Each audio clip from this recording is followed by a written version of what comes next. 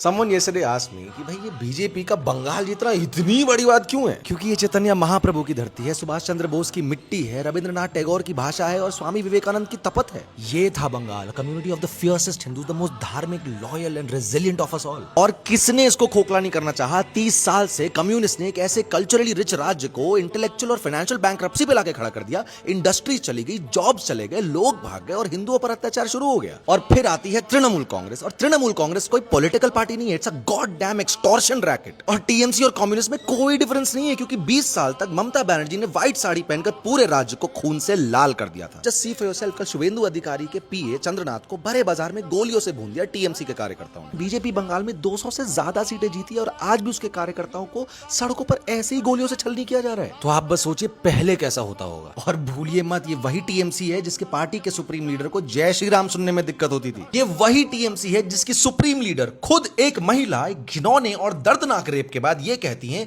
कि रात को बाहर जाने वाली लड़कियों के साथ ऐसा ही होता है। ये वही टीएमसी है जिसकी सुप्रीम लीडर ने 5500 करोड़ 5500 करोड़ रुपीस एलोकेट किया है मदरसे एजुकेशन के लिए, जबकि दूसरे बच्चे उनके स्टेट स्कूल्स में टीचर का वेट कर रहे हैं। और ये वही पार्टी है जिसने इमिग्रेशन को सिर्फ अलाउ नहीं किया, उसे एनेबल करके प्रोटेक्ट किया है। बंगाल की धरती, बांग्लादेश का vote bank. It wasn't appeasement, it was your replacement. मतलब क्या एक बंगाली हिंदू का दुर्गा पूजा सेलिब्रेट करना पोलराइजेशन है? क्या एक बंगाली हिंदू का रामनवमी पर जुलूस निकालना प्रोवोकेशन है? बंगाल में खुलेआम हिंदू होना मौत को दावत देने के बराबर था। And then you have the gall to say that why is the BJP a Hindu only party? Why the hell wouldn't it be? You deserted our Hindus for 77 years. और आज आप ये जो बंगालियों का उत्साह और खुशी देख रहे हैं ना सड़कों पर, ये 77 साल का गुस्सा निकल रहा है उनका, because this isn't an election victory, it's independence for them. And lastly the BJP, मतलब you might not like their party, आपको उनकी आइडियोलॉजी पसंद भी ना है, and that's fine, but god damn it भाई, you got respect them, you got respect their grit,